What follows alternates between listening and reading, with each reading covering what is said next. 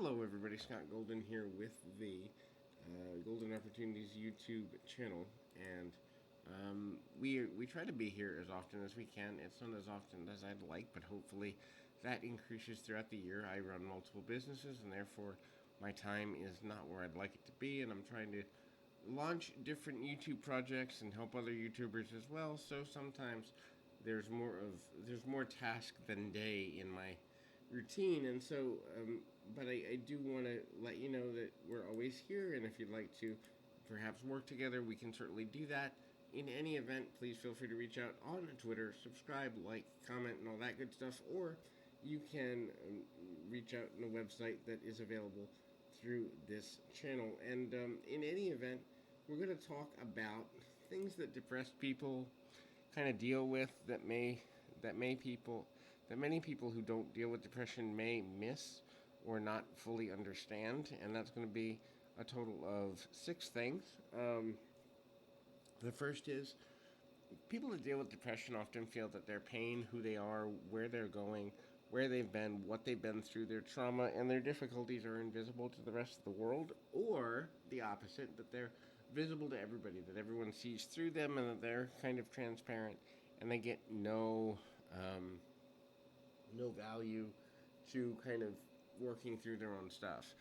First of all, if you are struggling with depression, please understand that people do see you, and as I tell people all the time, I can't see your struggle unless you tell me about it, but I can see that you're struggling, because if you're asking for help, that is a certain admission that things aren't going the way you want them to go, and it takes great courage and strength to even ask for help. And up until the point you asked for help, you probably did at one point or another feel invisible, and that's extremely difficult. As someone who has overcome depression in my own life, I can honestly say that it is a daily battle some days, and that ultimately, now that I work with people that have depression and anxiety and all of those challenges, meeting people where they are is one of the most important things to do. Sometimes that means medication, sometimes that means non-traditional therapy, sometimes that means traditional therapy, sometimes that means a combination, animal therapy, more time in nature, mindfulness. It can mean a whole bunch of things to different people, but making sure a person feels heard, understood, and visible is the first step to building a rapport to help them in their recovery. So even if you don't understand, asking questions like, how can I be more available? How can I help you to feel less, overwhelmed or alone? That's really, really valuable. The next thing is a person that deals with depression, because their skew is towards the belief that they're not enough, because their skew is towards the belief that they'll never be enough, good enough, smart enough, pretty enough, whatever, they're always kind of questioning, am I worthy? Am I worthy to be loved? Am I worthy to be heard? Am I worthy to be understood? Am I worthy to be accepted?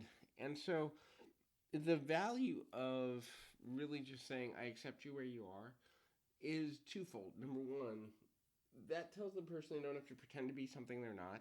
And I would venture to say that at least 3/4 of our society, especially in Western culture, is filled with pretenders. I think it's understated to say that people are as happy as they appear. Certainly now with social media being such a big thing, and so kind of beginning to understand that it's necessary to understand that many people don't feel heard, don't feel seen, and then they don't feel worthy to move forward because of mistakes they've made, or just because they've always been told they'll never be worthy. Whatever it is, it's really difficult. Understand, too, that you can help a person that deals with depression simply by teaching them to ease up on themselves. And so life is progress, and no matter how small or how big the steps you make, it just matters that you keep moving forward in positive progress. And so the person who thinks they're ever going to completely cure that nature of depression, anxiety, isolation, or all that, honestly, for most people, for the vast majority, that's a lie, because emotions can wash over us again when we don't expect it. We can get blindsided. We can get caught off guard. We can have trauma happen again and get set back. I think there's a difference between emotional mastery and emotional management and curing. And I think the cure for depression or anxiety is a complete worldview shift that someone can believe in, but finding that can be extremely difficult, and understanding that things need to happen one step at a time and to be easy and light on oneself as that happens is valuable.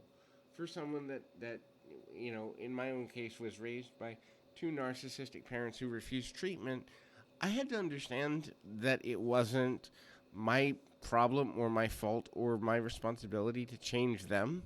And that took me several years to learn. And if I had at some point done the comparison and contrast thing as it related to kind of, I should be further along or I should understand this or that, I would not be where I am today, understanding that life is a journey and that I wasn't alone. And that's the other thing, too.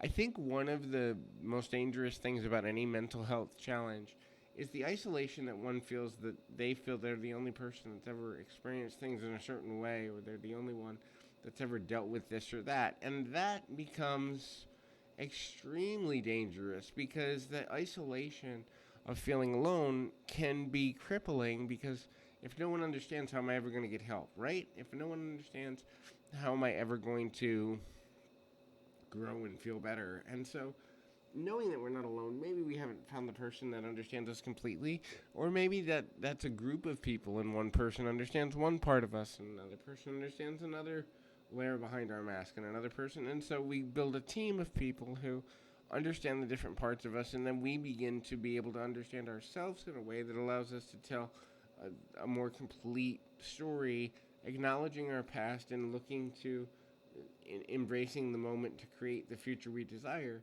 That's a healthy way to kind of manage emotional expectations. But there's an art form to learning how to do that in a way that works for everyone involved.